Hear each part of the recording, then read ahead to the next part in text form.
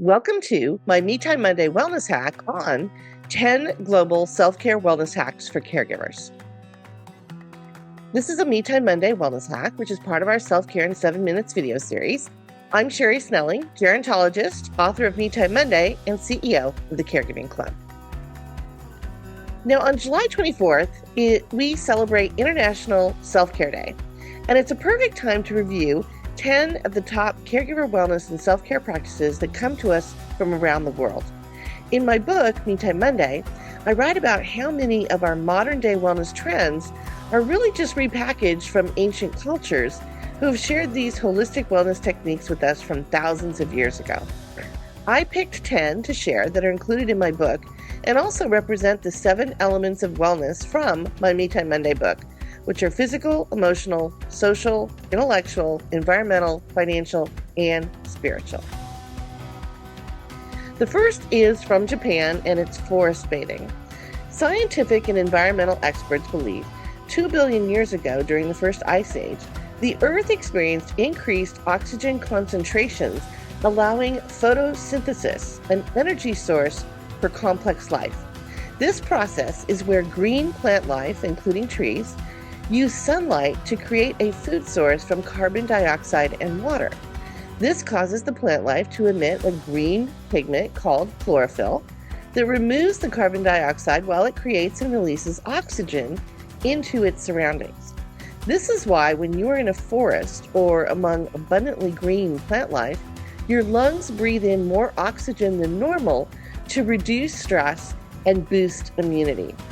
Now, forest bathing, which is known as Shinrin-yoku in Japanese, which also means luxuriating in the trees, is a type of nature hike combined with meditative quiet, officially launched in 1982 in Japan as a national health program. What is unique about forest bathing versus other types of calming exercises and meditation is it is an immersive experience. During physical exercise or meditation, you're concentrating on your movements or on your breathing. Forest bathing is all about focusing on your environment, using sense making, your 5 senses of sound, sight, smell, touch, and yes, even taste. Beyond the stress relief and healing effects, forest bathing can also help with sleep. After 2 hours of forest bathing walks, the average sleep time of participants in a recent study increased by 15%. And that translates into 54 more minutes of sleep per night. If you cannot get to a national forest, just walking where there are trees can have a similar effect if you concentrate on your 5 senses and block out all the modern noise pollution. Now, our second wellness hack is from India, and it's yoga and breathing. Yoga is an ancient, some say 5,000 years old, practice of breathing and poses that improve physical and mental health. It comes to us from ancient India, and while yoga improves your flexibility and strength, it also enhances the sense of well-being and spirituality for many practitioners. The great thing about yoga, or even just doing breathing exercises, is you can do it anywhere, and it is essentially cost-free, unless you take a class from an instructor. It can also be done in just a few minutes to find long-lasting benefits. Our third hack is from Scandinavia, and it's known as Swedish death cleaning. Now, we have the Vikings to thank for a practice many of us should embrace, particularly later in life. It is called Swedish death cleaning and was made famous by Margareta Magnusson's book, The Gentle Art of Swedish Death Cleaning: How to Free Yourself and Your Family from a Lifetime of Clutter. When we have cluttered spaces in our homes, it negatively impacts our environmental health. Not being able to see past piles of clothes or stacks of magazines actually triggers a stress response in our brain, and our sympathetic nervous system kicks into overdrive of not being able to see all the threats in our environment. We may rationalize that we know there is not a tiger or a bear hiding underneath all those shoes that you've thrown onto your closet floor, but our ancient brain is kicking into survival mode and says, well, I'm not so sure. Swedish death cleaning is based on the ancient Viking ritual of giving away one's belongings as you age and before you die. It was an essential way to prepare for the afterlife in Valhalla. Today, it makes sense to get rid of the garage and attic stuff we have not looked at in years. But follow our friend Matt Paxton of Legacy List on PBS and his book on decluttering. You want to start sooner rather than later and take it one drawer at a time, just baby steps to meet your decluttering goals. Now, our next wellness hack comes from the Mediterranean, from mostly Italy and Greece, and it's the Mediterranean diet. As opposed to trendy fad diets, since the 1950s, the Mediterranean diet method of eating has been identified as one of the scientifically healthiest diets you can adopt. Its roots are based on a lifestyle for many centuries practiced in Italy, Greece, Spain, Croatia, and other countries along the Mediterranean Sea. The Blue Zone's research found eating foods nurtured in sunshine and eating socially with family and friends are key reasons why some people in Sardinia, Italy, have lived to 100 years and beyond. To increase your brain health, you can combine the Mediterranean diet with the heart-healthy DASH diet, which when combined is now called the MIND diet. It is basically the Mediterranean diet, but adding at least 7 servings a day of leafy greens and getting plenty of red and blue berries. Our next wellness hack is from England, and it's about literary heroes and heroines, daydreaming, and resiliency. You know, England has given us some of our most beloved literary heroes and heroines from authors including Shakespeare, Agatha Christie, Arthur Conan Doyle's Sherlock Holmes, J.K. Rowling's Harry Potter, and my favorite, Lewis Carroll's Alice in Wonderland. What I love about Alice is her ability to be resilient in the face of absurdity, to adapt to her environments, and to try to understand the people and characters she meets, while she's also carrying with her a childlike wonder and awe of life. But in totality, resiliency becomes Alice's superpower to cope and survive. Resiliency is defined as how to optimize your current state. Most psychologists agree people who are more resilient embrace optimism and hope, accept difficult situations, are solution-oriented, do not prescribe to the victim mentality, curate a success network, plan for a positive future, and take time for self-reflection. The greatest teacher of resilience is failure, and only then can you learn to survive and flourish. The wellness hack for caregivers is to remember what Alice's journey through Wonderland teaches us. She finds that you cannot change the past, but you can learn from it. Doing things for others is a worthy pursuit. Friends cannot be neglected. Everything changes no matter what you do to keep it the same. And these unforeseen journeys help you discover who you are. It is a path to your identity. Now, our next hack comes from Australia, and it's about finding awe in something called a walkabout. In my first book, I was inspired by research on Indigenous people in Australia's outback and how a special ritual called a walkabout, or dream time, resembled the journey caregivers take. I called it the caregiver walkabout, and it was a way to show caregivers that a silver lining of caregiving is experiencing awe and wonder. While science tells you social health and maintaining quality relationships is the key to health, happiness, and longevity, there is something to be said about the solace of solitude. Great philosophers such as Pythagoras and Ralph Waldo Emerson believed mornings spent in solitude are when nature speaks to your imagination in ways that cannot be heard when you are in others' company.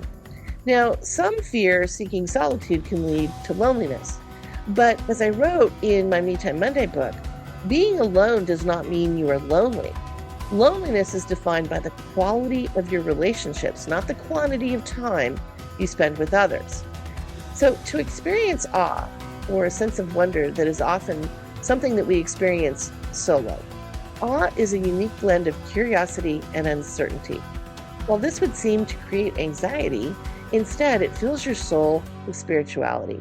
These experiences are often described as removing the barriers to go beyond your boundaries and find moments of pure joy. A 2021 study found experiencing moments of awe on a daily basis reduced stress levels and increased self-reported feelings of life satisfaction. Other research has found that Feeling awe can lower inflammatory cytokines that are created in response to the body's invaders. They mobilize immune cells to fight the pathogens such as viruses or flus. This makes awe an anti-inflammatory. Now, our next hack comes from Denmark, and it is called hygge. About a decade ago, the world discovered the Danish art of hygge. When I wrote about this practice of warm coziness in my first book, A Cast of Caregivers, hygge was still relatively unknown outside of Denmark. But over the last 10 years, this practice has spawned several books, clubs, and more evidence-based science on its effectiveness as a way for caregivers to practice self-care. For those unfamiliar with hygge, it is the art of unplugging from the noise pollution of technology and the warp speed at which we live our lives. It is about finding warmth, such as a fireplace, cozy socks, a warm pet, a cup of coffee or cocoa, curling up with a good book, or knitting, or even playing an old-fashioned board game such as Monopoly or Clue with family and friends. Candlelight replaces artificial lights, and snuggling is encouraged. It is all about taking time to pause for soul relief. And our next hack comes from the Netherlands, and it is called niksen.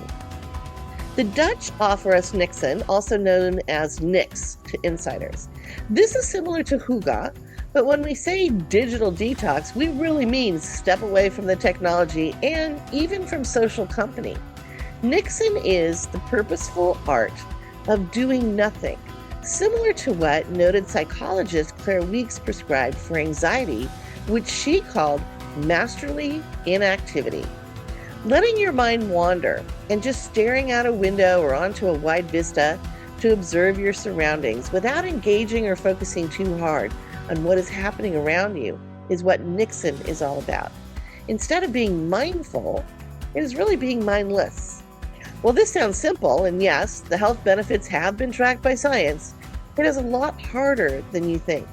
Try spending a few minutes not doing anything. No conversation, no reading, no playing with the dog, or doom scrolling on social media. Literally nothing. Researchers in the Netherlands observed how some people were originally uncomfortable with this nothingness assignment. The art of just being is hard. But suddenly, you see, hear, smell things you had not noticed. A ladybug crawling along a windowsill, leaves fluttering in the breeze, the clouds just rolling by, and the smell of flowers. Niksen creates a very aware multisensory experience because you slowed everything down to be present. And of course, from France, we get mindful and social eating. In the 80s, researchers began studying what is known as the French paradox that showed despite a diet higher in saturated fats, which is the culprit in LDL bad cholesterol, the French people had a lower risk of cardiovascular disease. The studies continued 20 years later and found possible links to moderate red wine consumption as a mitigating factor for the higher fat diet. While some experts point to any alcohol intake as detrimental to heart health, both the French paradox and the Mediterranean diet indicate moderate red wine may actually be good for you. Another advantage to French cuisine is the way in which the French dine, known as mindful eating, as opposed to the American-style dining, which is mindless eating. Eating in France is not a frat house sport to see who can shove the most food in their mouths in the least amount of time. Instead, it is a social activity first. The French rarely dine alone. French people do not eat in their sweatpants and do not scroll and dine on their smartphones. If you are dressed properly and eat socially, you consume food at a slower pace, and this aids digestion and allows satiation to occur, so you actually eat less. From the first hunger pangs to satiation is about 20 minutes. Our brains need that long to process that we no longer need more food. The key rule for French dining is to make it petite or small and to engage in the multisensory experience. Everything from smaller plates to smaller bites are the antithesis of eating in America, where supersize me has become a way of life. And finally, we have our last wellness hack from Finland, known as Saisu. Saisu is a unique Finnish concept that embodies strength of will, determination, perseverance, and acting rationally in the face of adversity. In Finland, which has ranked #1 in global happiness surveys since 2017, there is a 500-year-old cultural tradition known as Saisu that loosely translated means determination and fortitude. Saisu is an action-oriented mindset, encouraging individuals to take action even when faced with likely failure. It's about tapping into an inner reserve of strength and perseverance when feeling depleted or overwhelmed. This ability to tap into your inner locus of control and find strength and grit helps you transform and go from enduring an emotional struggle and adversity to allowing you to grow spiritually.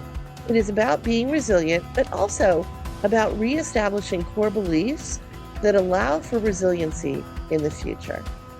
I hope you enjoyed this Me Time Monday wellness hack. Every Monday, I will have a new self-care in 7 minutes video. You can find more information in my book, Me Time Monday, the weekly wellness plan to find balance and joy for a busy life, or visit MeTimeMonday.com or caregivingclub.com.